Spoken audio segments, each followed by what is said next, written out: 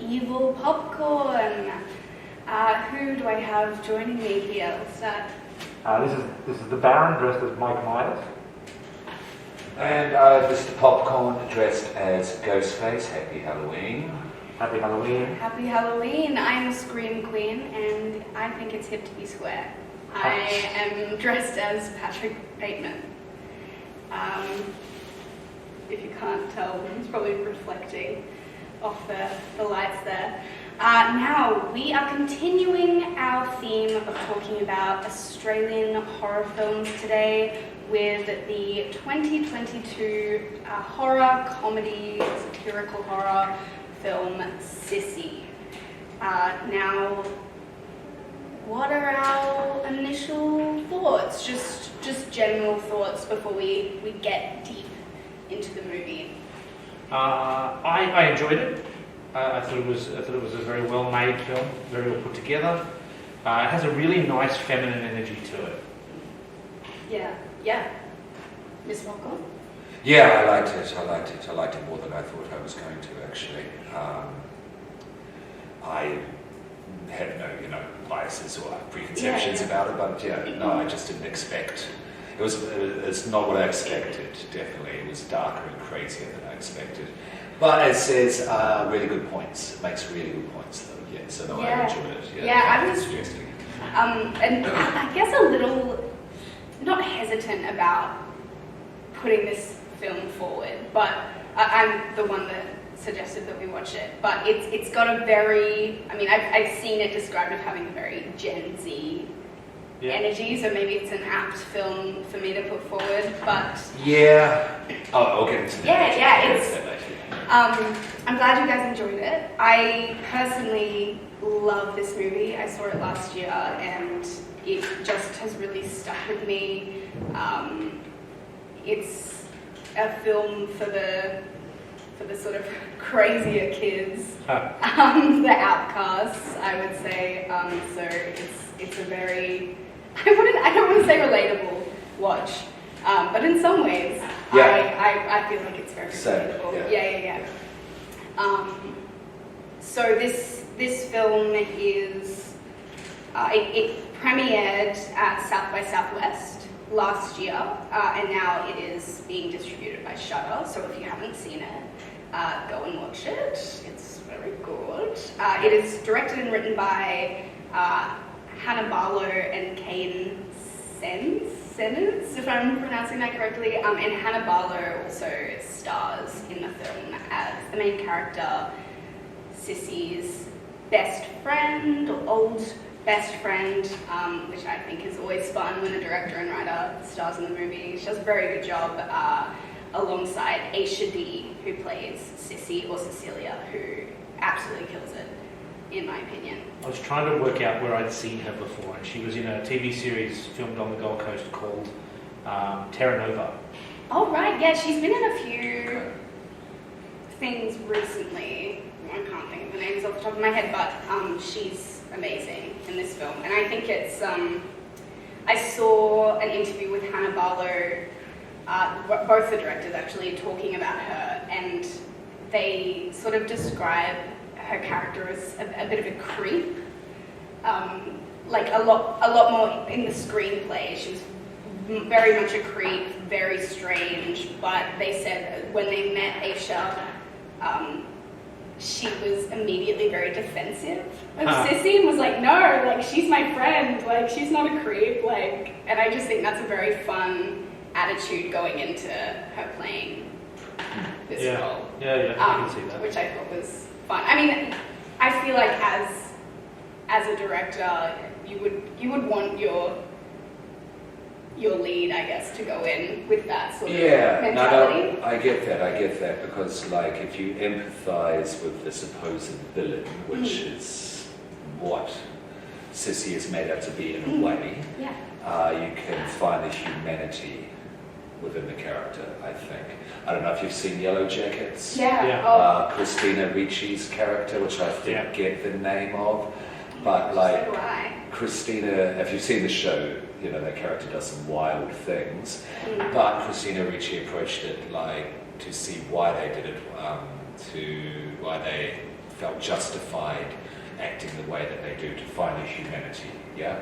Yeah. Yeah, which I think is a good approach. Yeah, and I feel like that's something they really do well. Obviously, we'll get into it in more detail, but just as an overarching plot summary or like little synopsis before we get into the movie, this is about a character, Sissy. Cecilia is what she's going by as an adult. She is an influencer. Her @ is at Sincerely Cecilia, and she is a mental health advocate, wellness influencer. She has like 200,000 followers on Instagram. She's doing great for herself until she runs into her ex-primary school best friend, and you sort of start to see a different side of her. She gets invited to her hen's night and then her hen's weekend, and doesn't realise that when she gets there, she will be met with the girl that bullied her in primary school and the reason that she fell out with her friend in the first place. So it all sort of spirals from there. So, does anyone else have any fun facts, any thoughts they want to add before we get into once again, being an Australian film, I did check to see where it was made. It was made in the ACT and Yass. Yeah. Down towards the bottom of New South Wales, which is why it doesn't really have that sort of Queensland feel. I don't know why I was expecting a Queensland feel. And before I watched the film, I watched the trailer, and the trailer seems to be for a very different film. Yeah? How so? It seems more frenetic and more sort of slashery than the film actually is. Yeah, sure. Yeah. That's marketing for you. Yeah.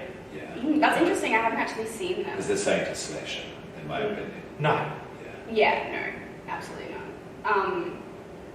But it definitely takes from Yeah, sort of classic sure. Yeah, no, I know what you mean. slasher elements. Yes. Um, It subverts expectations. Yeah. Through playing with tropes. Yeah. Yeah. Let me just check. But I have no other information. There's not a lot of information about it out there that I could find. I listened to an interview with the actor who plays, is it Helen? Who's the bully? Alex. Alex, sorry. The actor who plays Alex as an adult. Who is that? She's really familiar. Ooh, I haven't seen The blonde anything actor else. who plays Alex, yeah? Yeah, because I feel I've seen her in New Zealand. I'm not sure. I'll have a little look at I'll that. please have a look at that, yeah. And yeah, they were just talking about general things, how she was attracted to the script because it was different, it was clever, and especially the way Sissy was approached. Yeah. She liked the female messaging, the feminist messaging behind it, and she was really into it. That's pretty much Yeah. all I can come up. Yeah. I liked the dichotomy that they had with the look of her as a child and the look of her as an adult. So obviously she was going for a particular look as an adult, which looked very different to the child version. I have a question with that, not that it matters in the slightest, but I couldn't help but notice, and maybe me just being completely wrong. The girl actor for the character, were they of a different race? I don't think so. No. Okay. No, I think the drawing the eye is obviously the very dark hair on the child and the very blonde hair on the adult. Yeah. I think maybe she was making herself look more like her friend Yes. Emma. Okay. That's a completely uneducated guess. Yeah, I'll go with that. Not that it matters. No, I think- She kind of has that identity shift, Yeah. I guess, in adulthood, and so let's get into it. Let's talk about the plot. So the very beginning, the movie starts us off with Cecilia recording we see her content pretty much. We see what she puts out to her followers. It's this beautiful, long zoom out of her setup, her plants beside her sort of collection of tripods and things. And it's something that stood out to me was the music in this film is very, like, they go from being very silly, almost elevator-esque music to very, classic horror, sort of tense music, which I thought was fun. And immediately they sort of do that flip in this moment because, it's very serious. She's talking about wellness and breathing, and then she starts doing an ad, a sponsorship in this video that she's recording, and all of a sudden it has that first sort of switch to that sort of the comedic element of the film, the satirical poking fun at like influencers and like they're getting paid to promote. I think it's an Elon Musk. Elon Musk. Yeah. Really nice joke. I had to rewind in inverted commas. Did I hear that? Yeah. Even the subtitles, I think, when I was watching it said Elon Musk. Yeah. So I was like, I'm pretty sure they're saying Musk, but we're introduced to her life as soon as she turns off the camera. She has the pizza out. We see like her kitchen's full of dishes. Yeah. It's the classic, She like pulls her sweatpants down and she like lets her belly out. She sits and she's like flicking through the news past tragedy after tragedy, and she stops on a reality TV show and she just sort of like sits there and posts her video and watches the notifications and love and admiration from her audience pour in. What are we? Initial thoughts? The apartment really gave the feeling of like this is her sanctum, this is her safe place, this is her womb, where she goes and like she is surrounded by herself. Yeah, and that womb can also be a prison. Yeah. Like the same way it also can be a prison because she is hiding and isolating herself from the world. It's very dark. Yeah, it's like, very dark. So There's no dark. connection Like to she it. never. Yeah. She I has. don't think you can see the outside world. No. So it's basically contradicting everything that she just posted out online. Yeah, I think probably the only light is the light she has for like her recording setup, and everything else is just and the TV exactly. But it's not like she goes and switches off the camera and then starts making crazy faces or talking to herself. You know what I mean? It's a state of apathy that I think maybe is the best way to put it here. Yeah, and it's just. It's like she only lives for her audience, and you start to see that. And sound design again, very clever. The way that a lot of it is like notification dings, like just over and over and over again, and like emojis and things like that. All of the phone noises in the film are very distinct. Yes, very crisp. Even the police later on in the film, spoilers. Having a police phone is an old school bell ring. Yeah. And it's very crisp. Okay. Yeah, so immediately you're like, oh, this is something that is very, very important to Cecilia. This is sort of where she gets her validation from and her joy from, and not much else by the looks of it. She lives a very solitary life for someone with 200,000 followers on Instagram. So then she goes to the pharmacy. I think she gets her period. We see a red blood drop emoji on the screen. Yeah. She's at the pharmacy, which, side note, the pharmacy was called, it was like a play on farm and like cows. Oh, like I didn't look at that. the pharmacy had the whole pharmacy was designed around like having a farm like name, and the cashier was dressed as a cow. Oh, he was too. And they had all of these little cow farm references throughout the pharmacy, and I was like, that's a lot of effort to go to for just this tiny little bit. Maybe it's an existing cow-based pharmacy. But I was like, if they just designed this entire cow-themed pharmacy for the movie, that's very intense. Well, they did come up with a complete range of feminine hygiene products that do not exist in the world. Oh. So the packaging was definitely not product placement. Interesting. Yeah. Maybe, yeah, very intentional. They're not trying to like sponsor anything. Yeah, yeah. in There this. is that. There is that. Yeah. She goes, and she hears this voice that sounds familiar to her. She looks at the registers and she immediately recognizes this woman as her best friend when she was 12, 13 years old. And immediately panicked, she like runs into a pregnant woman trying to escape the pharmacy, and her friend finds her. She recognizes her, and there's this very intense back and forth between them that is like extreme close-ups on both of their faces.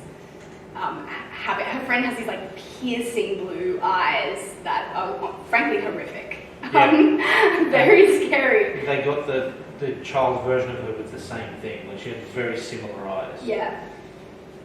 And they have this conversation.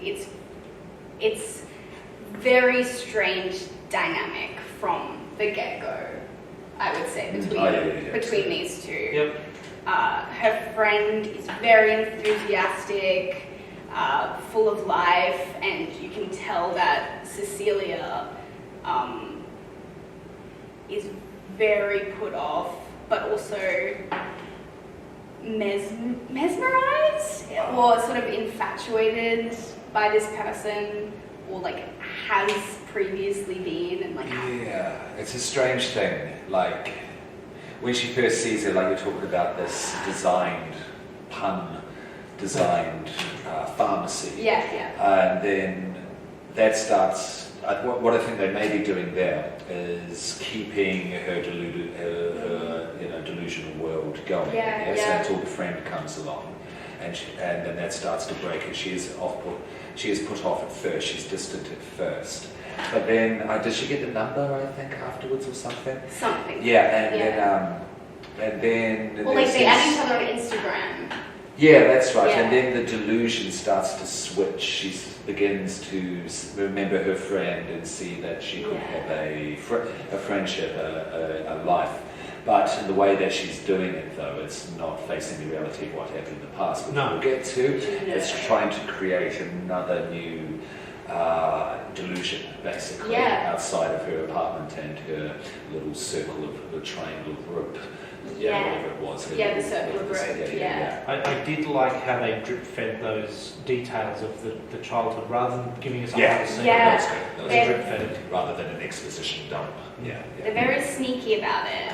I forgot to mention that the movie starts off with the first thing we see is the child version of Cecilia, or Sissy.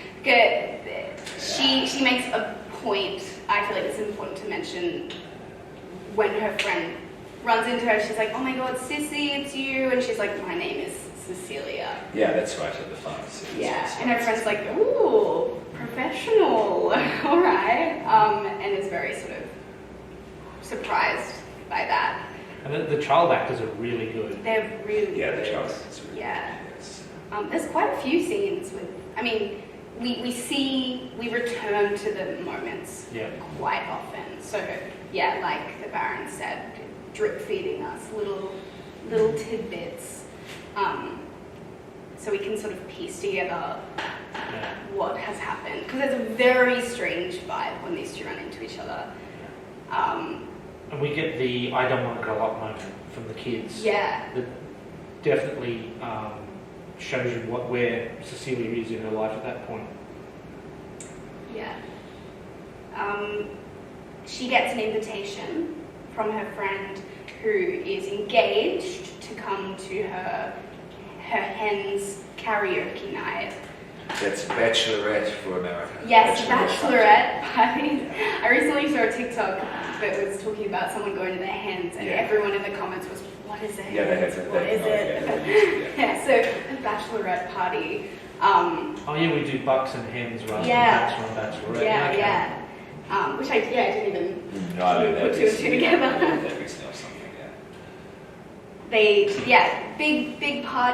Big party scene, very fun. Karaoke? Yeah, karaoke. Very fun, very queer. They all have little Rainbow sashes. Yeah, but also they all go into Alex's house and start partying straight away, while Sissy, I think, is left with the luggage. And who walks in, and the whole time that this over-the-top, exaggerated party scene, and then Sissy's basically left outside, comes in, is standing in the corner, and has to wait until the jubilation and dancing is over before they even realise she's there. They remember she's there, yeah, at the start, yeah. So her isolated status is set in stone from the get, yeah. We see through her eyes, yeah, and we see that she feels not welcome from the beginning. Yeah, like awkward from the beginning. Yeah. She sort of has to go. She has a mantra. It's you are loved. You are special. You are enough. I am loved, I am special, I am enough. Yes. And so she sort of has this moment where she lights the candles and she does her mantra again. Yeah. And she sort of has to psych herself up to see Alex because she's not met with a very generous reaction from Alex, which is fair enough, I would say. I think a very weird move on Emma's part. Yeah. To invite her. Yeah, really weird. Very strange. Was Sissy aware that it was Alex at the start? I know Alex wasn't aware, but was Sissy aware whose hands? It wasn't until they got there. Yeah, okay. Yeah, so I know there's a moment before where she's scrolling through Instagram because that's sort of the way that she perceives the world is through Instagram. She sees that very recently Emma has tagged Alex in something, so she knows that they're friends. Okay. But when Alex doesn't show up to the karaoke night, doesn't show up to the house or like for the road trip. Yeah. She's probably like, everything's fine. Alex isn't here. And then they start bringing up her name, and she soon realizes that. Yeah. And then on the road trip, there's the two dead kangaroos. There's one on the side of the road and one on the Yeah, more dead kangaroos symbolism. Yeah, I was going to say there's the parallels between Talk to Me and this. And they sort of have a similar moment. Yeah. Like Mia does when the little brother is like, are you going to kill it? Because you should probably kill it. It's suffering. Sissy, who runs into the kangaroo, can't go through with it. So Emma, her friend's fiance, Fran, says it's the humane thing to do. Yeah, there's only one thing to do, the humane thing. Yeah. Yeah.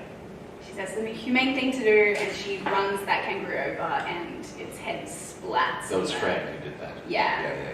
Because Sissy wasn't going to do it, because if Sissy did it a lot like Talk to Me, she would have to face up to her past. Yeah. Basically. Yeah, because when she sees the kangaroo on the road, she actually, we see that she's picturing a girl in a school uniform with like a big gash in her mouth, and so she sort of zones out, and everyone's like, okay, let's just run over the kangaroo and go to the hens. They drive to the hens with the blood splattered all over the windshield, and they arrive, and like Mr. Popcorn said, they show up, they completely ignore Sissy, and she's sort of psyching herself up to see this person that she hasn't seen.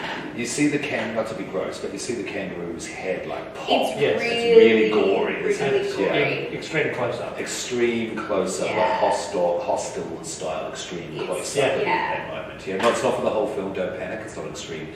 This is not a torture porn movie, but for that moment it really... Yeah. I really drove the point home. Yes. There's probably about 4 moments like that. Yeah.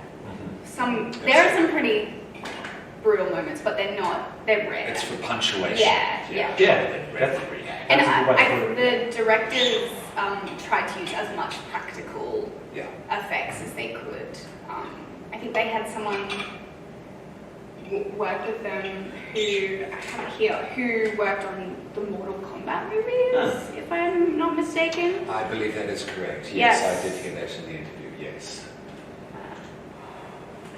Larry Van Dunhoven. And I believe that's the new Mortal Kombat, not the 90s ones. Just to clarify. Yeah, the one filmed in Australia. Yeah. Oh, There you go. Yeah. Just quickly, just another parallel there. Talk to me. The Philippou brothers are going to be doing Street Fighter, the movie. Ooh. That's what they're doing next up to Talk to Me too. I Oh, watched them on nice. Joe Rogan. They got on Joe Rogan's podcast. Yeah. Okay. Which is good for them. And yeah, Street Fighter. Where if you've seen their stunt work, yeah, it makes perfect sense. Yeah. But not to. I digress. No. Yeah. So yeah, they go to the house. It's very strange vibes. Again, they put the reality TV show on that they've Generic. It's very like you hear the little sound bites and you just hear people talking about Shazza Oh did this and Shazza did that. But it's like a Jersey Shore level Yeah, trash. Oh, it's a yeah. Love Reality Island. TV, Love Yeah, Island. it's called like Paradise Yeah. Lost. No. There's a lot of work gone into the background of the design of this world. Yeah. Yes.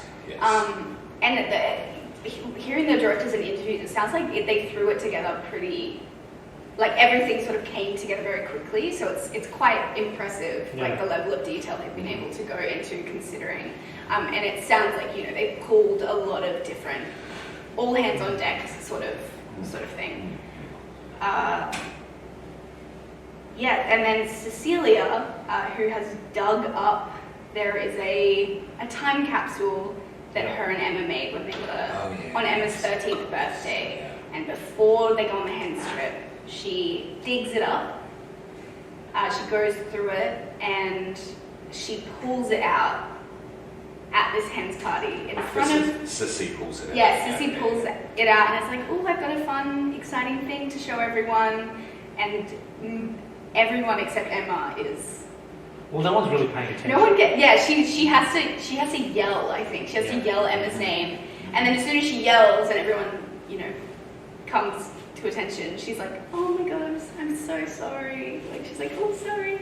She's got this very, coy... All right. Question, Yeah. because this psychological, social dynamics Yeah, of this yeah. film fascinate me. Do you think they were being cunty at the start, or was that Sissy's perception of what was happening? Ooh, a Yes, little bit so of column we're A. Australian, I can say that word. Yeah. A little bit of column A, a little bit of column A B. little bit of column A, column B. I think they're very narcissistic personalities. Yes. So it's very much about them. Yeah. I think Emma is a genuinely, nice Yeah. person. Outside of this group? Yeah. Yeah. I don't know. It's hard to say. It's a tricky question. It's a tricky because I go question. back and forth. Yeah, because it's Sissy's perception. I- we see everything through Sissy's eyes, kind of. I'm a Sissy apologist. So am I, but yeah, I am. because I get Sissy. I Yeah, get what she's coming she's- from. Not that I would do. No, do what she obviously does, they've but- taken it to the extreme. But Hannah Barlow, even herself in interviews, talked about how this, has come from a very real personal experience of being bullied from a young age, and you carry that into adulthood. Yeah. Yeah. You really do, and Yeah. and this is just sort of taken it to next level. But Yes, she's okay. a very relatable character, and I think that they are kind of awful people. I Yeah. think that they are sometimes they say things I'm like, God, you're so obnoxious, and they're just they're not very welcoming. And although it is very strange that Emma has invited her along to the hens situation, if the bride wants an old friend to come to the hens, just be nice and just let her do it, is what I would say. Yeah. It is did I just say that it was a weird move for Emma to invite her? Yes. Yes. But in saying that, if that's a decision she makes, then as a friend of Emma's, I personally would be like, cool, your friend is coming. Oh, this is another person that appreciates and loves you like I do. Yeah. That's awesome. Yeah. But I agree. Everyone, Alex has some, excuse. yeah, I get Alex Yeah. being sort of traumatized by the experience, because obviously Sissy was as well. But the others, it's, yeah. Yeah, what about Jamie, Tracy, and Fran as the fiance? Yeah. But I was just curious because, do you think there's a purposeful, intentional ambiguity with the way it's presented at the start at this point? Because we Absolutely, don't know what and they want you to empathize with Yeah. Sissy, which I think is very interesting. It is interesting because it's a strange mixture of wanting you to empathise with her, but also being cautious of her. Though, as well. Like she's scary. The whole time you're asking, "Are you okay? Are you okay?" She has truly mastered the little giggle. Yeah. The little smile. Like she has so many moments where she's like, Yeah. I'm like, that's terrifying. Yeah. And it's so subtle. Yeah. But it's just like slightly, it's like the uncanny valley sort of situation. I think my experience of the film was coloured slightly by the fact that I knew that it was a horror film. Yeah. If I like, okay, so for example, I recently watched The Last Voyage of the Demeter, which is a Dracula film. It's Andre Olvedal, how do you say his name? Yeah, correct. But it's basically 12 pages of the novel describing a ship that goes from Transylvania-ish to England carrying Dracula, and everyone dies and the ship is empty when it makes land. But if they hadn't called it The Last Voyage of the Demeter, and it was some other name, I might not have known it was Dracula. Yeah. So the whole time, for the first half of the film, before it starts to go sideways, I was going, when's the horror starting? When's the horror starting? When's the horror starting? Yeah. Right. So I mean, obviously getting the thing with the couple of dead kangaroos kind of kept that sort of feeling up. Yeah. So I think my experience of it was slightly marred by the fact that I was waiting for the horror to start. Okay. Yeah, that's interesting because I think going into it, I didn't know it was a horror film, but I knew that there was sort of a light-hearted sort of, I don't know. Well, when I looked it up online, it said horror comedy. Yeah. There's funny moments, but as you say, satirically so. Yeah, Yes. and again, the directors did say it was a lot funnier on paper. It became sort of a lot darker in practice, which I think is very interesting, and probably a lot due to the performances of the actors. And sorry. but there are some very very funny moments, not laughing out loud, but some nice little moments throughout there. Yeah. His little hee-hees. Baron, just a quick question. Are you good with slow burn horror? Yes. You are? Yeah. Okay. But I think because the start of the film was a very different feel to the horror on the back end of the film. Okay. Yeah, I was waiting to see those little moments. Sure. Yeah. And I think it kept taking me out of the film going, was that a horror moment? Is that a horror moment? Yeah. Yeah, that's interesting. Cause, Good. yeah. Sorry, please. Oh, no, sorry, you go. No, just saying, do you think there was subverting expectations? Probably. Do you think they subverted you? Yeah. Just curious. Yeah, I think I liked the flipping. I mean, you think about the opening title is that sparkly glitter. Yeah. It spells out Sissy and glitter, and it's got a little glitter heart over the eye, which I love. I just think, I think you said a very feminine, or maybe it was you, feminine energy about the film, which I love, and is obviously one of the reasons that I was like, we have to watch this movie. It was a good choice. Yeah. Thank you. Quick question. Have you Seen Piggy?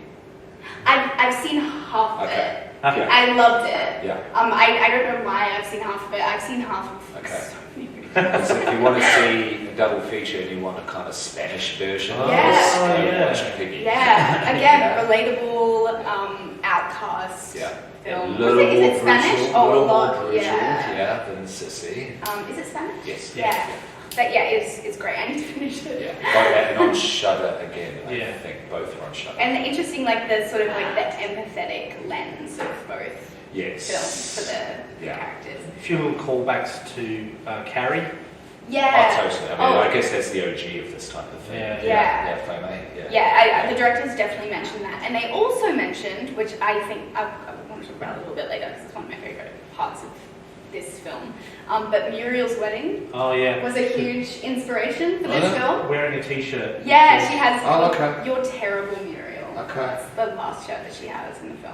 I've never seen it. Can you see it when you watch this? Yes. Yeah, absolutely. Yeah, and it's sort of, a Muriel is a very unconventional main character. Yeah, okay. And she's ostracized, and she doesn't have a lot of friends. And I guess it sort of has its dark elements as well. And so this film absolutely echoes that. I admittedly haven't seen it in a while, so I'm a little foggy on the events. I like that. That's cool. But it's a very fun comparison, I think, and very interesting looking at it as like an Aussie sort of horror film. Obviously, Muriel's Wedding is like an Australian gem, if you will. So, yeah, where do we go next? So I think the most, there's this tension between the friends and Alex. They have this really awkward dinner. Oh, beautifully Oh, the staged. dinner's great. Wonderful. So they definitely isolated Sissy at the end of the table. You can see the others all sort of clustered around one end, and when they did the reverse shot, it was It's her. them all looking.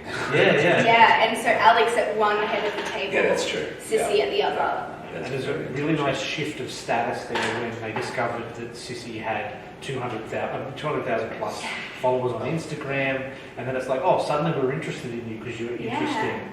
Yeah, there's a line that's like, oh, everyone at this table's cooler than me, and they're talking about how cool she is and stuff. Like, oh, she's sponsored by Elon Musk. Until Alex steps in and puts a kibosh on that. Yeah, and she goes, she's sort of, she's taking every chance she can get to sort of undermine Sissy. Yeah. And it's obviously very triggering for her because she's like, oh no, it sends her right back to school. I think that's what's sort of starting this spiral in Cecilia, is because she's just being sent all the way back. Yeah. Which and probably is somewhere that she hasn't really left for the last 10 years of her life. Sissy.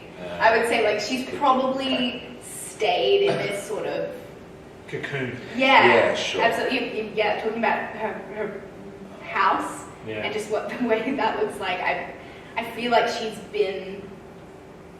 it has always been something propelling her to do, even her influencing, like that is the reason she started doing that. She wants to be liked, she wants to be admired, and she's just constantly thinking about that, trying to get away from that.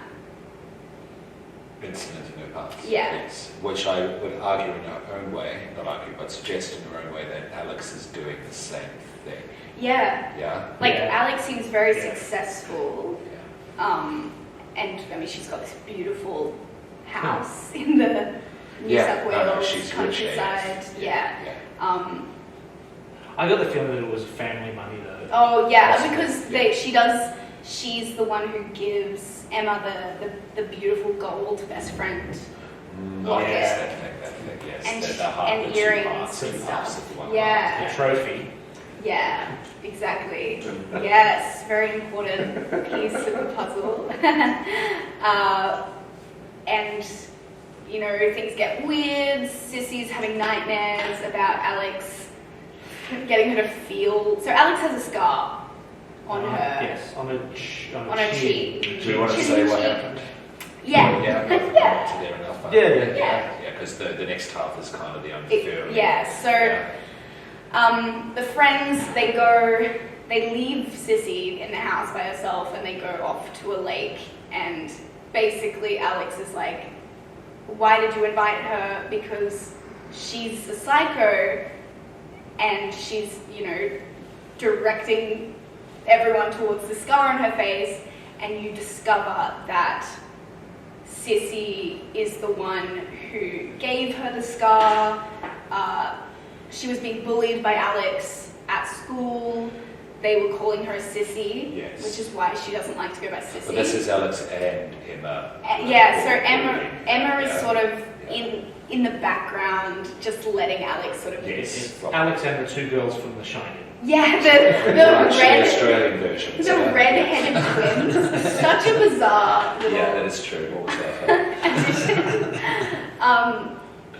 And she takes the shovel she used to bury their little time capsule. Yeah, a little trowel. Yeah, and she just Stabs her in the stabs her in the So it's face. sticking right out of her face. Yeah. She turns around slightly to the camera, and there it is sticking. Beautiful right little out. piece of practical work Yeah, too. it's really- Yeah, and she pulls it out, and Yeah. blood is And just the blood, yeah. spurting down her face. She starts screaming. They start calling the teachers over. I would have liked to have seen a scene with Alex, and they might have had to cut it for time because the film was already over an hour and a half, but I would have liked to have seen a scene with Alex by herself putting on the foundation and stuff over quite a gnarly scar. It's a, and that's 10 years on. Yeah. So, I mean, it's deep. Yeah. And then immediately after, Sissy shoves a trowel in her face, she's like, it's not my fault. That's like what she said. She's like, it's not my fault. Another bunch, it's not my yeah, fault. That's another bunch. She's very separated from her own actions, and she's not one to take accountability. And I really think she sees Alex entirely as the villain. Yeah. She has zero self-awareness. I think she's I don't know if that's true. When they showed the scene of the trowel going into the face, I wrote down, well, that's a sharp turn. Yeah, because that's what, obviously the way that they drop the information in, you realise, oh, Alex is the girl that Sissy imagined in the place of the kangaroo on the road, and that is why their relationship is the way that it is. And look, fair enough. She says to Sissy, she's like, I have to look at this scar every day and be reminded of you. And you can sort of empathize with that, but I still, watching this, I was like, Alex sucks. I was like, just get over it. I think there's a line where Emma says... A little bit, yeah? Yeah, Emma says to her, we were 12 years old. Yeah. Get over it. And I'm like, yeah. Yeah. Like, you can't really hold a 12-year-old accountable, I mean, for their actions to an extent. Like, kids act out. 12-year-olds are all psychopaths. Yeah, exactly. And especially when she was being bullied. Yes, and her best friend, who gave, I'm not sure if the locket was sees meant to be the other half of her heart on someone else as well. Yeah. And it belongs to her. It really does punch in the BFF status at the start between them. It's the classic new friend comes in, kicks the old best friend out. New relationship energy. Yeah, new relationship energy, and it's like everyone's in a childlike state in this movie. Yes. No one leaves leaves a childlike state. Yeah. Even the cop. That's Yeah. true. Yeah. Yeah. Oh wow! I'm just getting that now. That just came to me. Yeah, with the pie. Everyone's in their own state of delusion throughout this film. Yeah. It's a huge running theme of not growing up, of not moving on. Yes, there we go. That's a beautiful way to put it. Yeah. Like freezing time. Freezing Yeah, time. Which you do in social media. Yeah. You literally freeze time to make it look as nice and sculpted as you always do. Yeah, I think she says she's like, I want everything to stay the same. I don't want anything to change. Yes. Which is a terrifying sentiment. And obviously Emma is sort of the antithesis of Sissy in a way, because she's lived in America. That is true. She's engaged, and Sissy says to her, "You're exactly like you said you would be." Her fiance's in training to be a professional. Yes, like a doctor. Her fiance is probably the nicest out of the bunch. She kind of swings backwards and forwards. Yeah, she's not so nice either. She says a nice thing, and then all of a sudden, like 10 seconds later, she's then like, "Oh, fuck this bitch." Yeah, I was like, why is she friends with something? It just feels like she wouldn't really be friends with the people in the friend group. No, that is true. But then she'll be like just having the time of her life. And I'm like, this is 6 months into the marriage, she's definitely cut Emma off from all those friends. Yeah. The friends, they're very. It's hard to watch. I think in a way, some of the conversations that the friends are having, especially when they're isolating Sissy, it's sort of cringe-inducing. Yeah. Watching it play out and just them just not engage with her at all and be totally disinterested in what she's saying, except for Emma, who is trying to, be kind. Yeah. But still keep her friendships. Yeah. Yeah, she has, she's politicking, definitely. She sort of defends Sissy in front of Alex, and Alex gets really upset and says, okay, fine, like, you want to defend her, that's fine, like, fuck you. And then I think Emma has a little bit of she has a moment where she's just like, oh God, like, who's in the right, who's in the wrong, and she's just sort of thinking about it, and she feels like she's betrayed Alex for defending Sissy. And meanwhile, she's having that little emotional crisis. Yeah. Sissy's having a heart-to-heart with Alex. In the creek. Yes, Yeah. Alex confronts her, is like, I know you're there, I know you're listening, I hate you. Because she spots her before anyone else does. Yeah. And starts turning the conversation to Sissy. And she has stolen her phone, and she is recording a video of Cecilia just sitting there, sort of, she's like cowering almost in the creek. And she's like, fine, if you're not going to confess to it, I'm going to tell them what you did. I'm going to tell your followers that you're a monster, you're a psycho, you attacked me and tried to kill me. Like 20 years previously. Yeah. And she goes to post it, and they have this, my favorite weapon of all time, this quartz crystal Oh, yeah. that they get as an engagement gift. Yeah. She's got weird friends. Yeah. Oh, so weird. But also I think like, as like, it's like a very queer friend group. I'm like, that is also just very true to the queer community. They're like doing tarot, and they've got crystals around. Oh, isn't it? And I would say it's a very specific strain of gay. Yeah. And that's what they are. And I'm not necessarily people that I would want to hang out with. Like, each their own. I'm not against crystals, but just these specific people are so, they're cunty. They're not very nice. Gender, sex, society, they're just cunts. Yeah. Yeah, actually, that's really the way to put it. They are not nice people. They're not nice. They're obnoxious, and they're loud, and they're sort of arrogant. And she hits Alex over the head with this quartz. Yeah, that was kind of dope. Blood, just like she hit her very hard. Yeah, I was sure she was dead. I was so sure she was dead. I wrote death number 1. Yeah. Yeah. And then I wrote Sissy has gone all Ivan Milat. Yeah. Yeah, absolutely. Everyone is gone by this point, so she's sort of in the clear as far as witnesses go. Yeah. She hides Alex's body. She Not very does well. terribly shallow grave. And it seems to be in a direct path between where they were and the house. They're just walking around in that area. Alex's body is just in broad daylight. She's not attempted to go very far out of the forest whatsoever.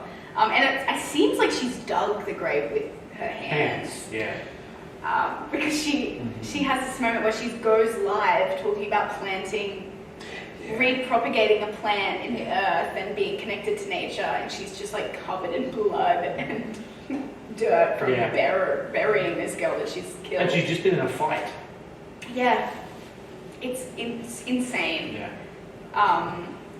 Then you have Jamie come along. Oh no, but don't forget she takes the trophy. Oh! She takes the Mizpah Yes, coin this is the necklace. thing. You see the guilt. You see the guilt of like, oh, Alex, like, oh no, what have I done? And then she notices the necklace. Sorry, just for nuance there. There is the guilt, but there is the kind of holding their head, the almost about to scream, and it starts kind of laughing kind of thing. Yeah. So That's it's like the giggle. reality is almost broken through, Yeah. but she refuses to let it, even at this stage. And even when she is committing these heinous acts, there is a lot of blame on her victim. Yeah. Of why did you make me do that? Yeah, pretty much. Yeah. That again, it's like she cannot. It was an accident. Yeah, she cannot take responsibility. She's like, self-defense. It was obviously that's her cover story, but she's like, Bashed in your brain. oh, Alex, why did you make me do that? And you notice there's another Australian movie where a violent person blames the victims and goes, oh, look what you made me do, you sook. And that's Chopper. Have you seen that? Yeah. That just reminded me there's a little bit of a parallel. Yeah? Eric Banner's amazing in that. Yeah. I have to see it. Yeah. So Sissy's dangerous. She That's is, what and I'm yeah. Sissy is dangerous. And you can see her motivation. It's not just to, it is to protect her image, absolutely. But Yeah. also, she is trying to get closer to Emma. Yeah. She has an obsession Yeah. with her, and everyone else that That's obsessive. has, had the luxury of having Emma in their lives, Yeah. she is so jealous of, and she knows deep down that she is the best friend Yeah. that Emma is ever gonna have. Yeah. And so she takes that necklace because she thinks it's her. She feels, I think, that she's owed it. I think she's got a delusion that no Yeah. matter what happens, she's going to be able to fix it. Yeah. So no, it's okay, Emma. I've killed all of your friends, but we're still cool, But right? now we can hang out. We can hang out. Now you have time to hang out with me, your best friend. Yeah. What year was this made? 2022. It was 2022, Yeah. was it? Yeah. Okay. Yeah. So, like I said, they would see you. Yeah. How old is Sissy's character? I want to say that they were 13. Yeah. And then maybe As like children. late 20s? Yeah, I would say or early 20s. Yeah. It's sort of hard to say 20ish. 20. Certainly not 30. No. No, definitely not 20 something. Yeah. Yeah. So, what death are we up to? Jamie. Yes. So he comes along looking for a place to piss. Finds the He 3 finds- square feet of the forest where there's a dead body. And she's laid petals out. It's very beautiful, Plant, very little old. plant. And he sees it. He's like, "Oh, this is nice," and he starts pissing on it. Yeah. And you see the little ear poke Yeah. through, and Sissy's seeing this, and she's like, "Oh, I've got to step in," and she interrupts him midstream, and is like, "Oh, hey, hi," Were and you watching me? she's and he's like, "Are you watching me?" She's like, "No, that's disgusting." She's a terrible liar. Yeah, she's awful. She's awful, and she, Yeah, she is. I think I know, she has this,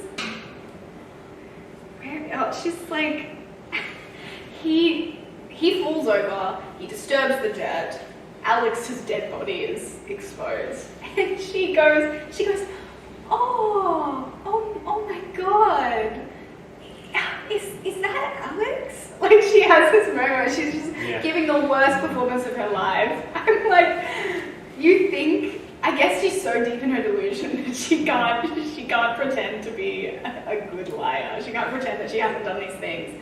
And I think and he starts running. On his crutch. On in his- the forest. He And is she can't catch him.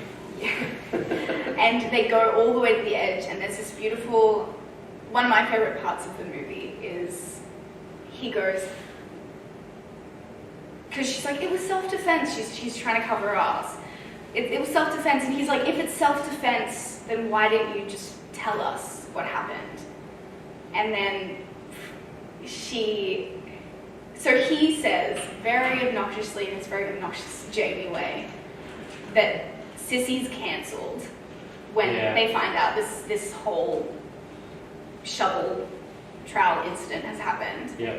And she goes, well, I'm cancelled, aren't I? And she clicks in his face. The same way he was. The same way he was. And she was like, why would you guys believe me?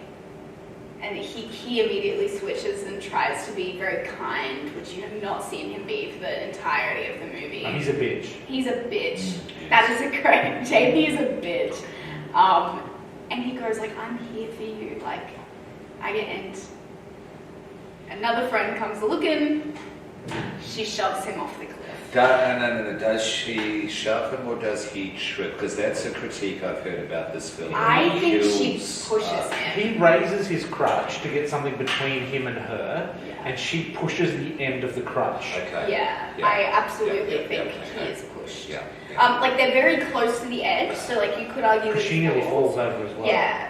Because the kind of haphazard, almost accidental nature of these kills, my thought was, is that to muddy the responsibility in Sissy's mind, Yeah. you know what I mean? Yeah. Because, it was an accident, it wasn't my fault Yeah. playing on that whole thing, yeah? I think you could definitely argue that there is an accidental element to the kills, but I feel like deep down, it is very intentional. Oh, that's what we see. Yeah. We see Yeah. a kind of accidental Yeah. presentation of it, but I believe it's entirely purposeful. But that It's she's all of still them in she could denial argue, that she's doing yeah, it, even that- when she's killing Oh them. no. Yeah, she's still in denial. I had a couple of moments from about here onwards where my brain was going, is there some sort of outside force acting here? Is there some sort of spirit or something, or well, is there something happening? Obviously there's not. Childhood trauma. Yeah, it's just childhood trauma. Yeah. And someone that probably should not be giving mental advice, but should be taking some Taking it, mental absolutely. advice. I was like, all of these people need Yeah. to be in therapy. Yeah. Fran, Yeah. like as a mental health professional, what are you doing? Yeah. Surely you have registered something is wrong. Yeah. Look, she's not finished her studies yet, so I'll give her a break. Yeah. But amidst all of this, Alex is alive.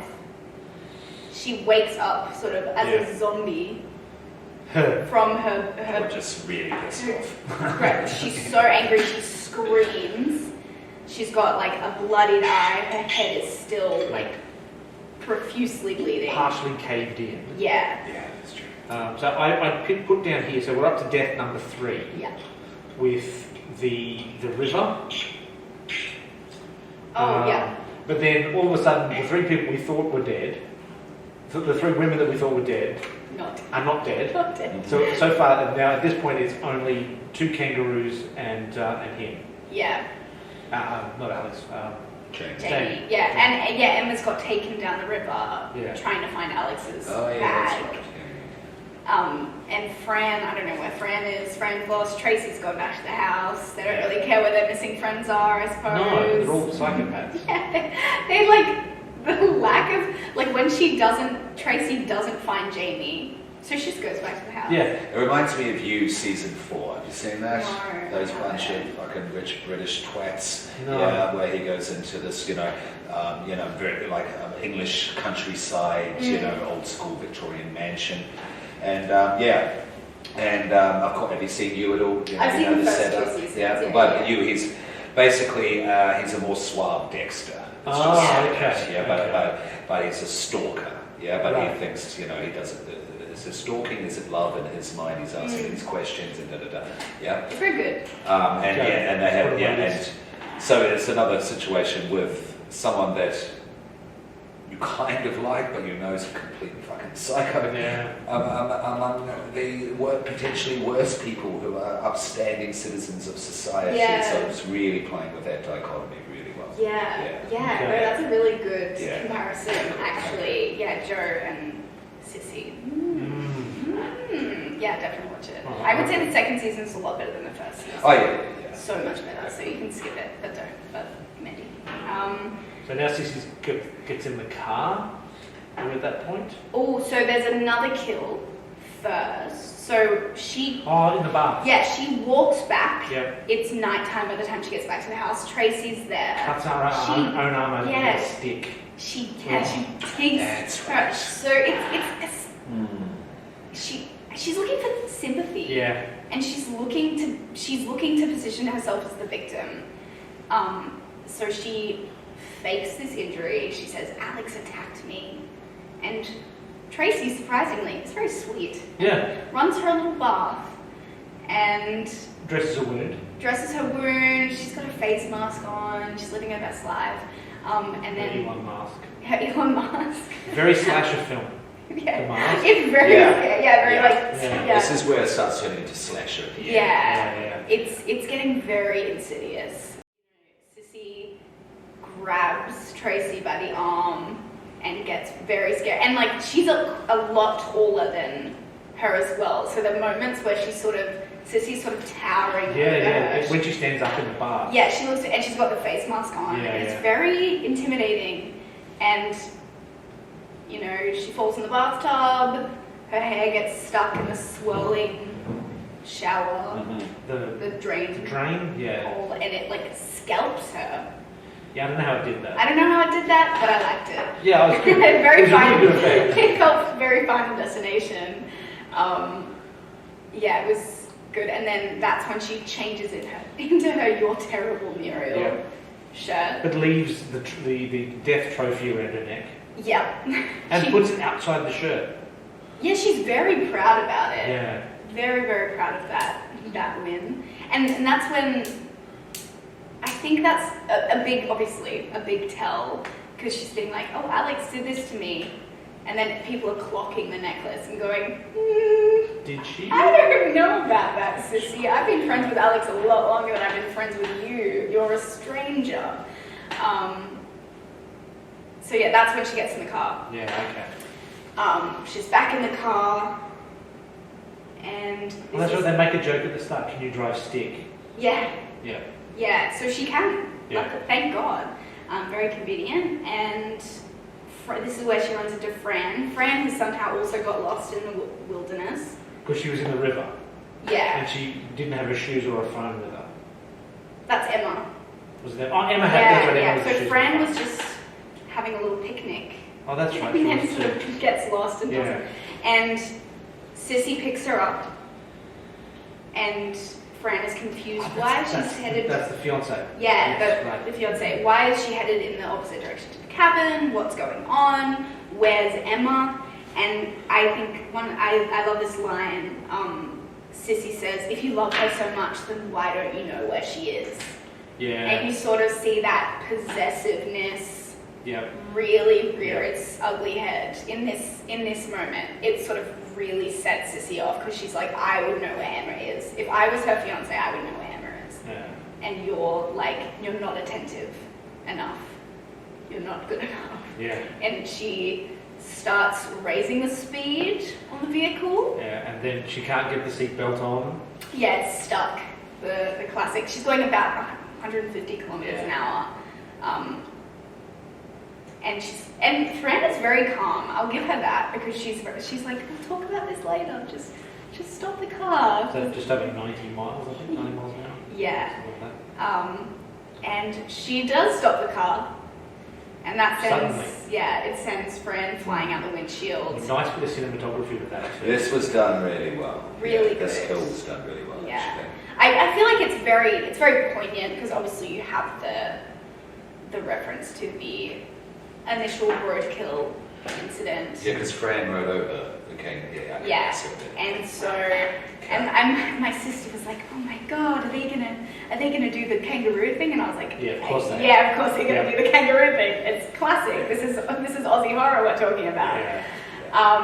I refer to it as Chekhov's kangaroo. It is. I like that. It's- That's yeah. a new Australian That's horror really trope. good. Chekhov's kangaroo. Chekhov's kangaroo. That's absolutely. She's bloodied. She's injured. Sissy goes to suss the damage. Very scarily strokes her hair, and she says, "It's the humane thing to do." Yeah. And she's got her like UGG boots on. She's covered in blood. She's just stomping. Sound design was really good as So well. good. That's just the The only thing with that scene that I didn't like was the upside down Dutch tilt on the way back to the car. Yeah. It felt a little bit out of place. Yeah, they also had an upside down shot at the beginning with her driving. Yeah. And I was like, Yeah, they did. I guess it's- yeah. I It's guess a little I think heavy-handed. my sister said, did they just forget to flip the shot? Hey, look, maybe. Maybe. Maybe they thought it's a requirement of horror Oh, films. you've seen that shot in other films. Midsummer, they do Yeah, it. Irreversible does it. It's Yeah. the world It's is a turned classic. upside down. And it's basically. like, overdone. Oh, it's a little overdone. Overdone. And use it when it calls to be used. Yeah, and I don't understand why they did it in that moment either. Yeah. But it's a humane thing to do. Like, It's if great. it was supposed to be from her perspective, watching Cecilia go back to Maybe. the car, then wouldn't it be Sideways. sideways? Yeah. Sideways, yeah. Yeah. Yeah, no, you're right, but It's the same sort of thing. Sorry, it's the same sort of thing, like in zombie films or apocalypse films where you have that more. Yeah, it's kind of, it's really that kind of a thing. yeah, it's just they're just doing the horror bingo at this point. Yes, pretty much. There you go. Yeah. It's kangaroo and it's the Dutch tilt. And then we get the head crush. The beautiful head crush, because we know it's going to be graphic because the kangaroo was very graphic. Yep. It's almost, it's not comical. The head being squashed is No. not comical, but it's very sort of exaggerated. The blood sort of like It was a bursting. nicer effect than the later one with the crutch. Yeah. So this was a much more technically good.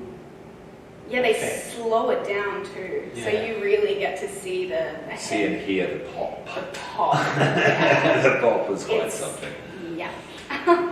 And we knew it was coming, and it was a great moment. And I felt that was the one kill that I was like, oh, friend probably did not deserve. Yeah, no, she didn't deserve it. Fran didn't deserve that. Jamie, Tracy, but Fran, that was, yeah. It felt like the first kill that really had like a lot of weight to the repercussions of the. Obviously, don't like killing one person, killing two people. That's bad, but this one felt worse, I guess.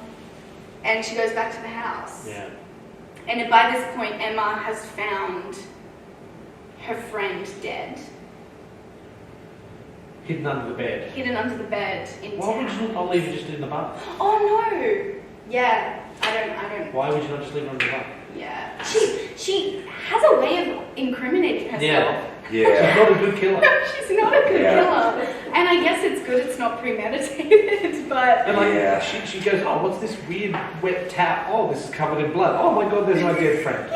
she's just like shoved towels in Yeah. front of the body, and I was like, why would Alex do this, first of all? That's the strange thing. I'm like, why don't you just say like a robber came in or something? It's like she Ivan Milat. really wants it.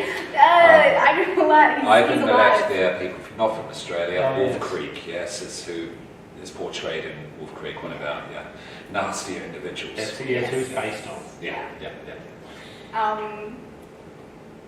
Before Emma, she runs into Emma, she hits herself in the face. Yeah, and that's another thing actually I might mention. Oh, that was Is- fucked. yeah. That made me really uncomfortable. There's a bit of self-harm in this, so please be careful.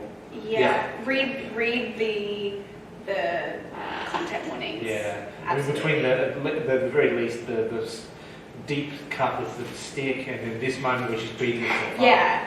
Yeah, but the phone thing, It was a though, lot. I mean, like this talks about in its own way the dangers of social media, and there she's there Yeah, she's mutilating her face using with her a phone. smartphone. Yeah. It was a very And pointed then she goes image. live. Yeah. She goes straight live after. with her bloody nose. Yeah. She goes, Yeah. Alex is trying to kill me, send help.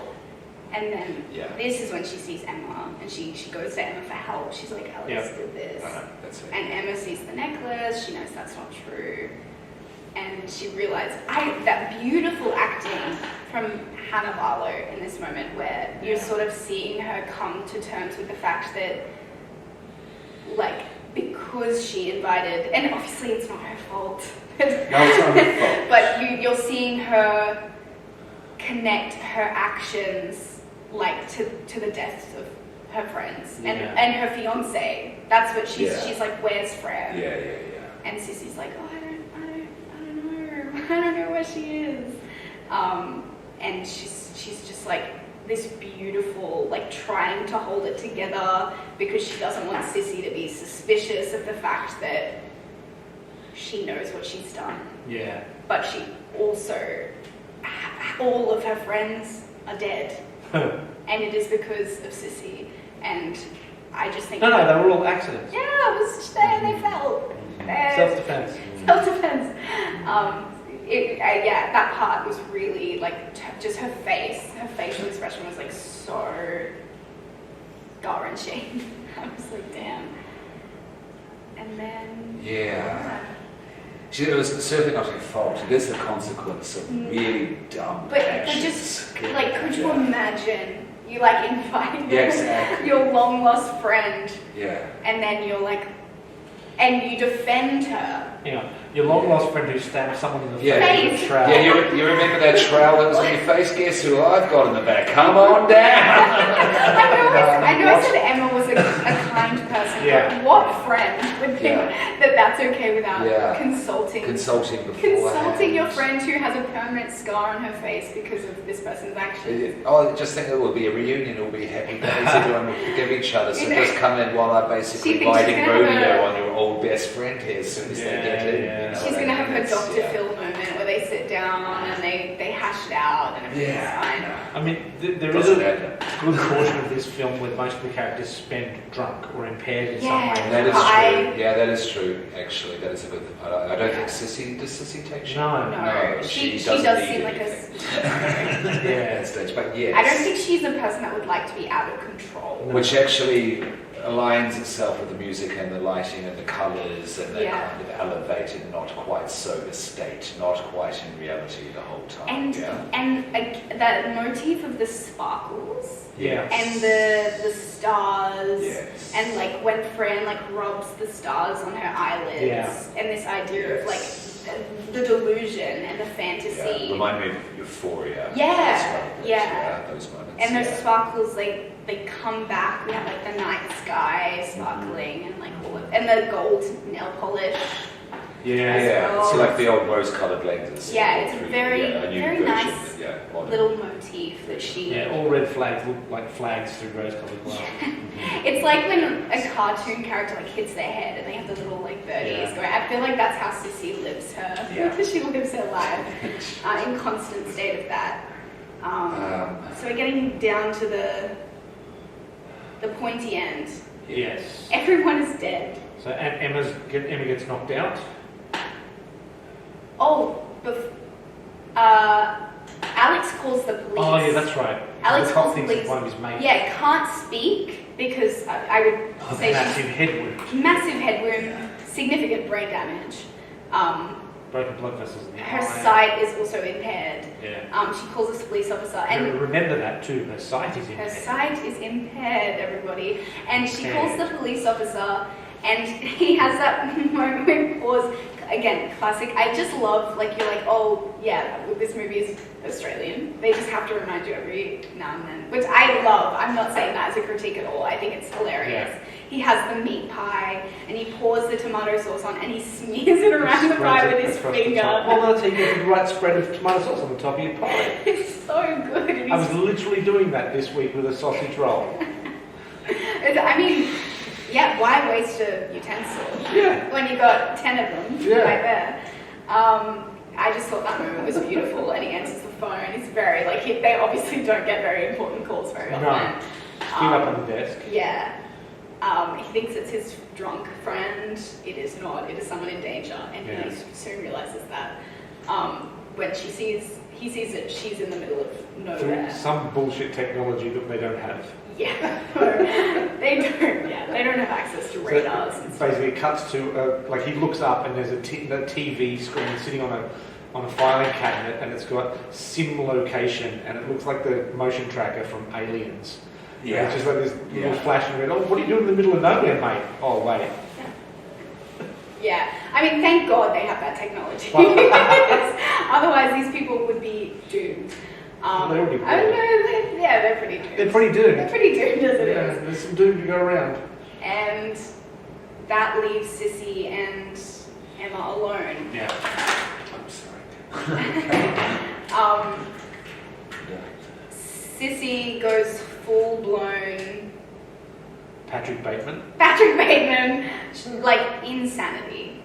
Full, like the delusion, there is no reality left any longer. There's no one to stand in the way of Sissy's reality, I guess. It's just her and Emma, and they're back to when they were little. Yeah. And it's everything, nothing's changed. They both have, she dyes her hair pink. Yeah, gives her a haircut. Very scary, cuts her hair. She has a little piece of duct tape on her face with a smile drawn on. Lipstick. Yeah. And they're matching and they're having fun and they're best friends. And she's playing the tapes from the time capsule Yeah. and talking about just how amazing, how young they look in the video. And it's very scary. Yeah. She's used the pride, like rainbow sashes to tie Emma to the chair. Also not a good decision Not a because they're cheap. Very weak fabric. That's, again, she's not equipped to be a serial killer or mass murderer. But she gets away with it. She does. She gets away with everything in this film. Yeah. Yeah. So how does that happen? How does she get away with it? Well, she records a video of herself saying that Alex is coming for her, please come and save me. And then she takes a video of Alex beating Emma to death with a crutch because she's mistaken Emma for Cecilia. Yeah, so Emma gets out of the chair, obviously. She uses her best friend necklace to cut open the serrated best friend necklace. Yes, the very sharp best friend, which would have been a great weapon earlier on. Yeah. I don't know whether I like that or the quartz more. Yeah. She gets free, she attacks Sissy. She's like, no, Alex was right, you are a psycho, and you've always been a psycho. And Sissy's like, you said I was a good person. She's like, well, you're not. I thought you were, you're not. Yeah. And she is attacking Sissy. Alex sees someone being attacked and assumes that Emma is being attacked by Sissy. And caves her head in. Yeah. With that crutch. Just absolutely. Pancakes it. Pummeled. I think it was 15 or 16 hits. Mm-hmm. It's a lot. It's a lot. And then... And that effect doesn't look great. I don't know, I found it pretty, it's confronting, but it's not technically good. Yeah. It's a little bit Negan smashing in Glenn's head in. Yeah. Again, I think it's probably the car was so... The car was so good because they had the practical effect, but also had the CGI as well. Yeah. Whereas this one was a lot more practical, and it probably was less effective. Yeah. But it's still good. It's it's not as good and as heartbreaking. Yeah. Because you see Sissy filming, and Alex realizes that she's just killed the wrong person. She's just killed the wrong person, and Sissy is still alive, and she's going to get away with it. And she has that realization just before she gets shot in the head by this police officer who finally arrived. He's obviously inept. A headshot just off the bat. I was surprised. I don't know how hard it is to shoot someone in the head, but I was like, right in the head. I mean, he comes upon a scene where there is one person beating another person to death with a crutch. Yeah. That person still has the crutch in their hand. They're approaching another person to beat them. Like, I get it. Put a bullet in their shoulder or their leg or something. But he might have just panicked and shot her in the head. I think it was just probably that. due to his incompetence. All of these deaths, all these kills are incompetent. Yeah.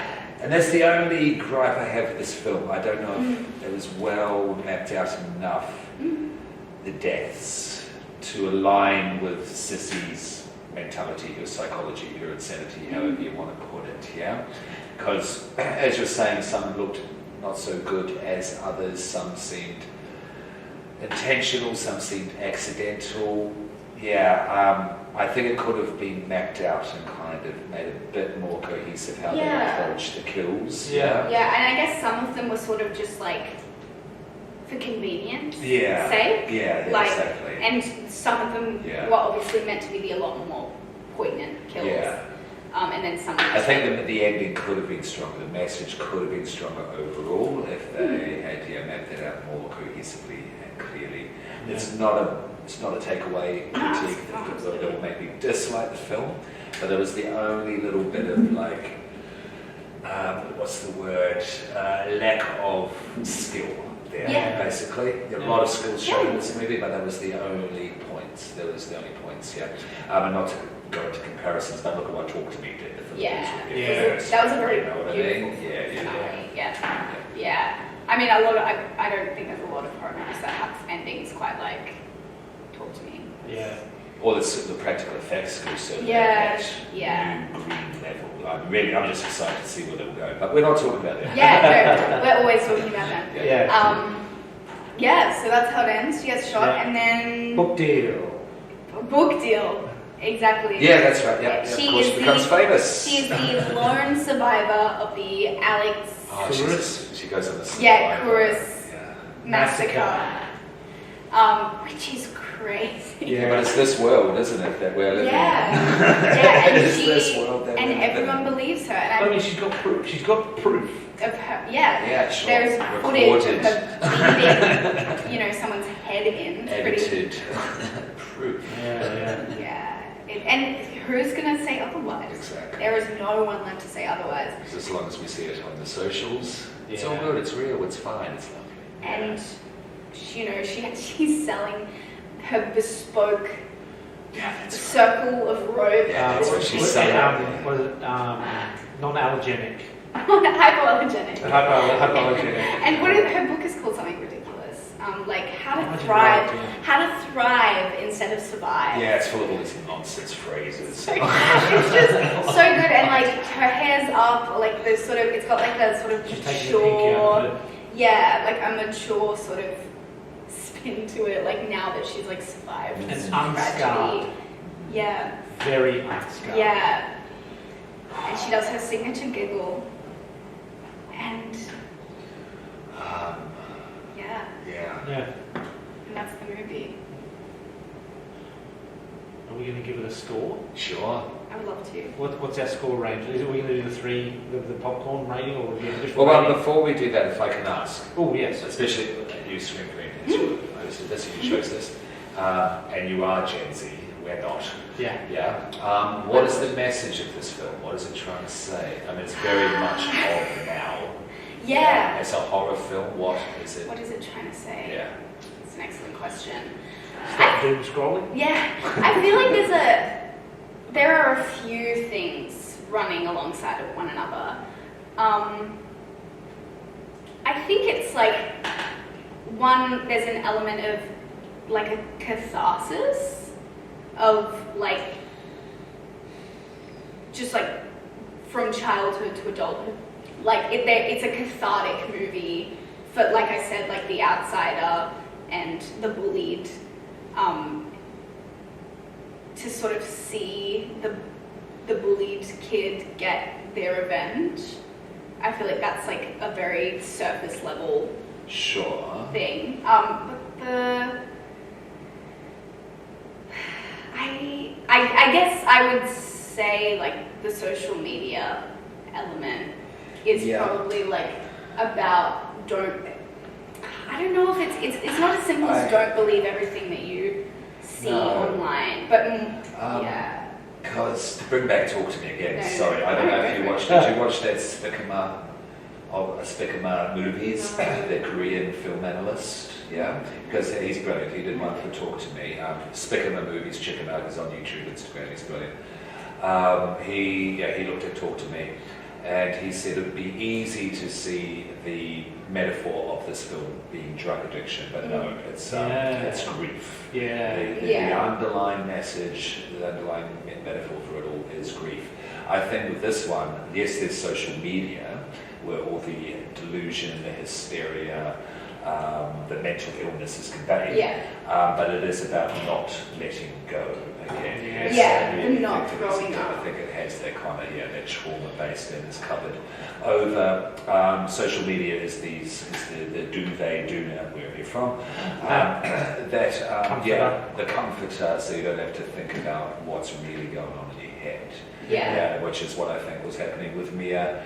And she had her drug addiction problems, and then the hand became the new, Yeah, I guess drugs like to not think about her dead mother. yeah, and I guess Sissy's is like likes and comments telling her how special she is and how important she is. And I would like to say that this isn't just about Gen Z and social media. The shit's been going along from the get-go. Yeah. You could say it's like back to the days of MySpace, but you could also argue that it's back to the invention of goddamn television or fiction narrative itself. That sort of thing, diary writing, however you want to put it. Social media is just the contemporary manifestation of that. Yes, Yeah? absolutely. Yeah, And it's like, I try not. I saw someone review it and call it sort of a Gen Z kind of horror. So I think it's like a good way to explain her. But I try and avoid labeling it that because I don't want people to go, oh, well, I'm not going to watch that. Well, I mean, like it's even if you wanted to call it a Gen Z horror and it's looking at social media, it's a worthy thing to look at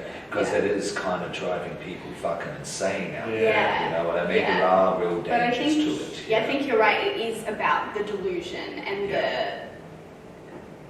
the wanting to stay the same forever and not move forward. Yeah, that's a good one because as well. Yes.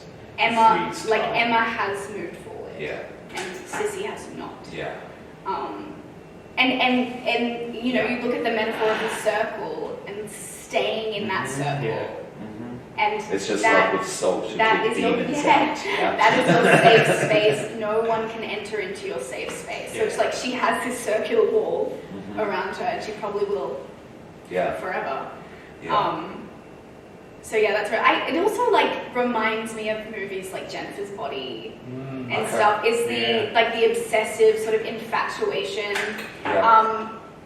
of, I guess, like female friendship, and especially Yeah. Yeah. like queer Yeah. coded female Yeah, sure. friendship, because Sissy is in love with Emma. Yeah. I see it as, at least, like, and whether that is like in an It's admirational not way, romantic. I don't think so. I think she wants to be her, because then they have that reveal. Talk about a good reveal is you watch the video and you're seeing it for the first time that, Diamond hair pink. and I want to have a yellow car, and the whole Sissy drives this beautiful yellow car. Vintage yellow car. Yeah, and you like that video is not shown till the very end of the Yeah. film. Yeah. So you don't know the whole time you see her driving this car. You're like, oh, that's a cute But car. when she says, Emma turns to her and says, "So what do you want to do?" And she says, "I don't know." Yeah, she said, I don't know. I don't want to grow up. Yeah. Yeah. She just wants to be Emma. That's it. I don't ever want to grow up. That's what Yeah. it said. Yeah, I don't ever want to grow up. Yeah, And so then- there is that. And then cut to credits, and it's a nice sort of VHS effect. Yeah, that was cute. Uh-huh. Yeah, I like and the those song, credits. the song that they sung.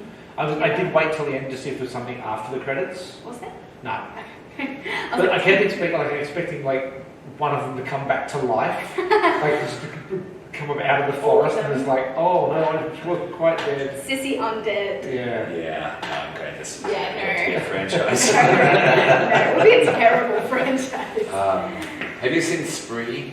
Just as an No, aside. it is a similar sort Spree's of. another Gen Z social media I horror, think so they- it's coined. I Yeah. saw someone describe this as. Wait, I want to find the Letterboxd review, but they.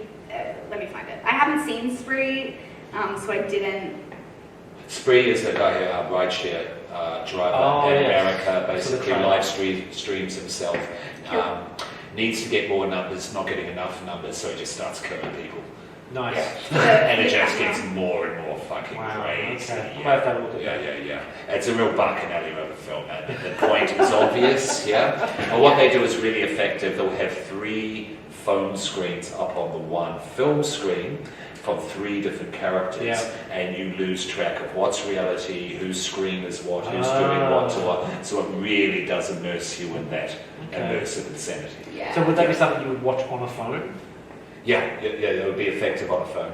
So that is a movie I would never recommend watching a movie on a phone, but I would recommend that one. Yeah. Because of all those things. Yes. Interesting. No, I haven't seen it, but there is this review for Sissy that says Spree, but for the girls and the gays. There we go. So I thought that was very good. I almost shared that on the Instagram. But Spree again is on Shudder. yeah, there's Isn't so Shudder amazing? Shudder's getting so goddamn By the good. way, Shudder, if you're Yeah. watching this, Hi.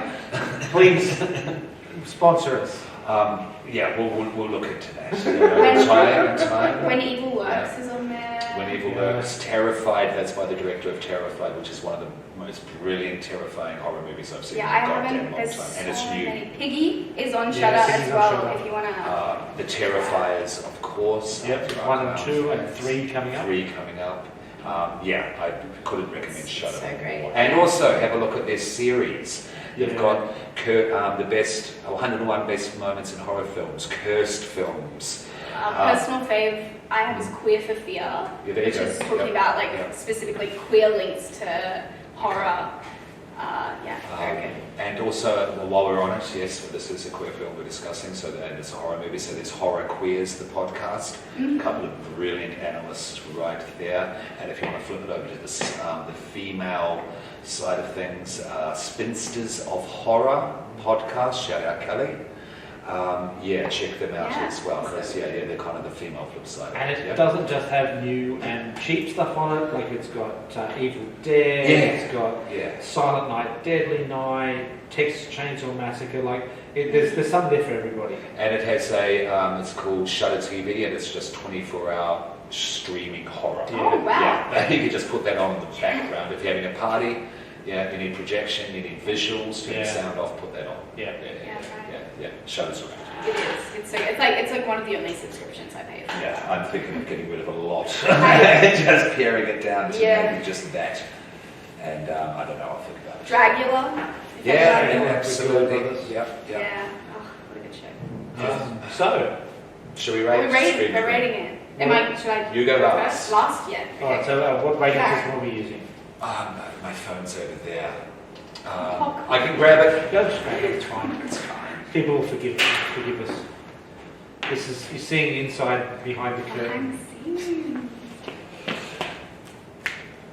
Okay, so yes, the rating. I've got my phone here.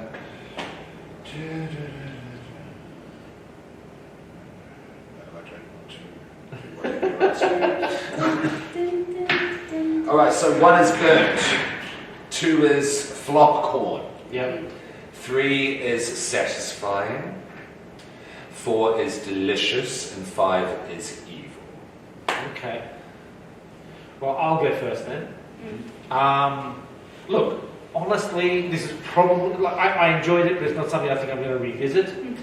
So I think I will probably go with 3 satisfying. We go 3.5. We'll go between 3 and 4. It was well made.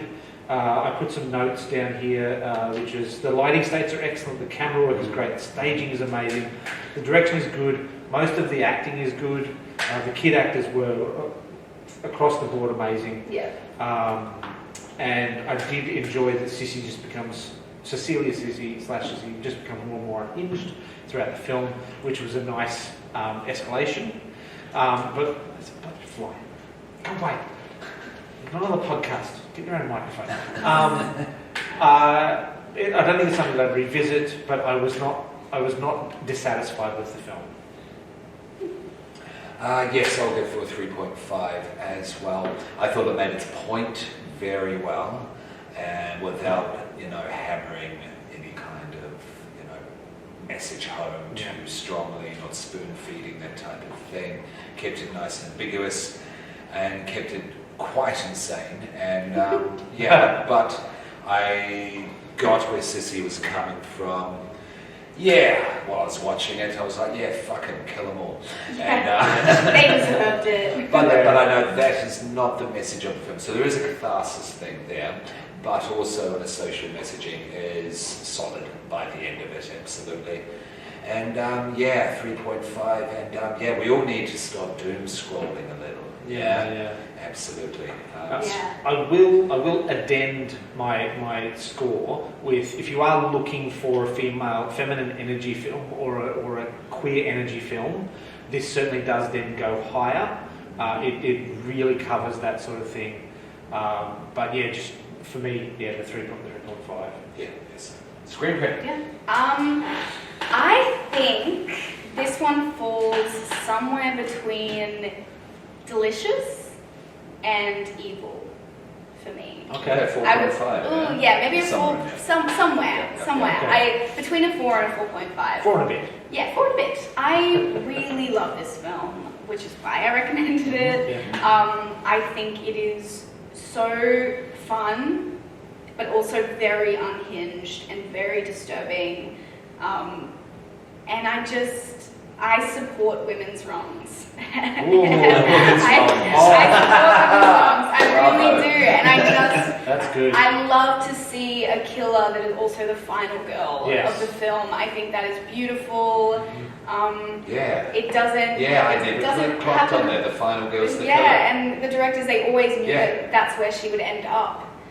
Because you're always rooting for the final girl to win, but she's the killer, so it's a very this sort of moral ambiguity of that. It's making you really look at your own actions and how you're seeing the world and what's happened to you in your own life accountability. and how you deal with it, accountability. And very good. Yeah, so I just think it's very clever, and I of course just love the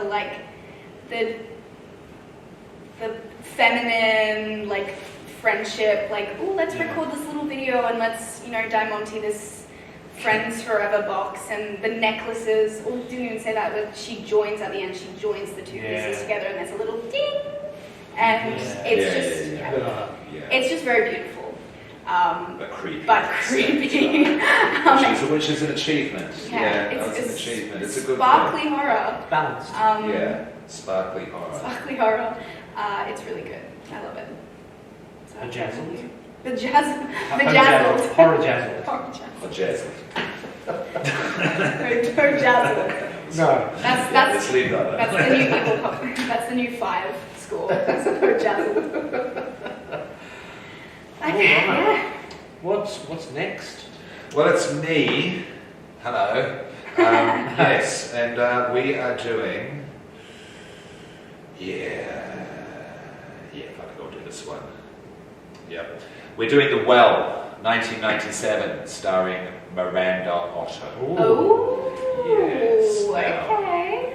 Also, we've got another link back to Talk to Me. Talk to Me. I think Yeah. that's going to happen a lot. Yeah.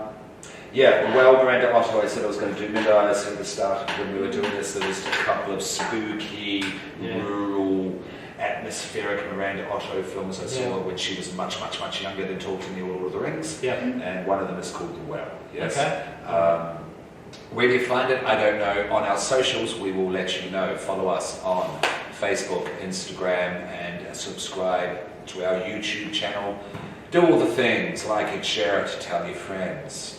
Do we have plugs? Darren, you're pretty busy. Yes, I got a bunch of stuff on. You can. The Well is not on Shudder. I just checking. Okay. I got a bunch of stuff on. So coming up this next weekend, which is the first weekend of November, we're doing a show for Improv Queensland called The Starting Zone, which is an immersive D&D style adventure where the actors play the NPCs, non-player characters, and you, the ticket holder, will be playing the heroes who have to solve a quest with the help of the NPCs in the environment. Very cool.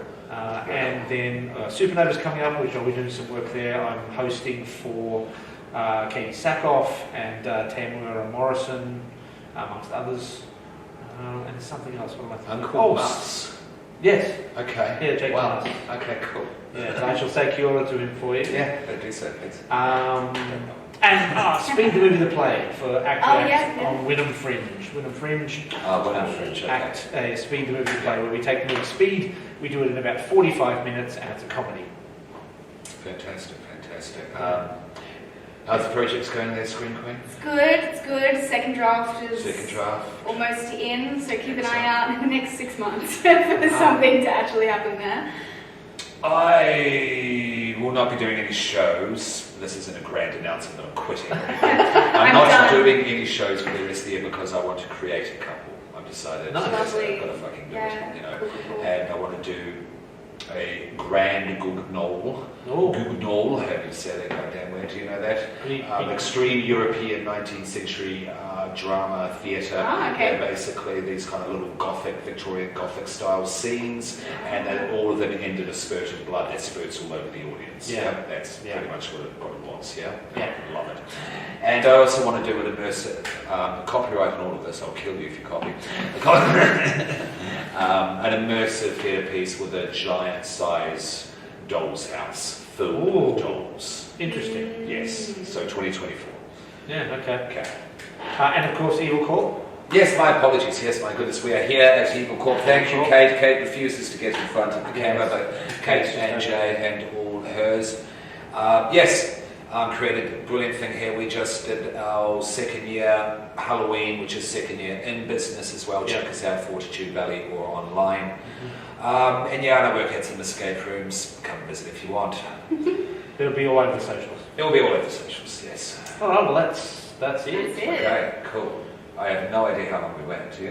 1 hour 39. Oh, not really? Oh, Okay, cool. that's Got a little timer just here. All right. Oh, It's very exciting. fancy. It's almost as fancy as the equipment in that police station. Yes. Yes. All right. Well, happy Halloween. Happy Yes. Halloween. Happy Halloween. It is. Happy horror days. Happy horror days. Yes. If you see a dying kangaroo on the road, run over it. Yeah, don't get Yeah, out of the car. I Have a think seat. that's really the Just message of all of Put these it out of its movies. misery. Yeah, don't It's need to have the a humane thing to do. Yeah. Before ghosts and social media killers just invade the environment. And don't forget to, because often it could be a trap. Yes. Bye. Right. Bye.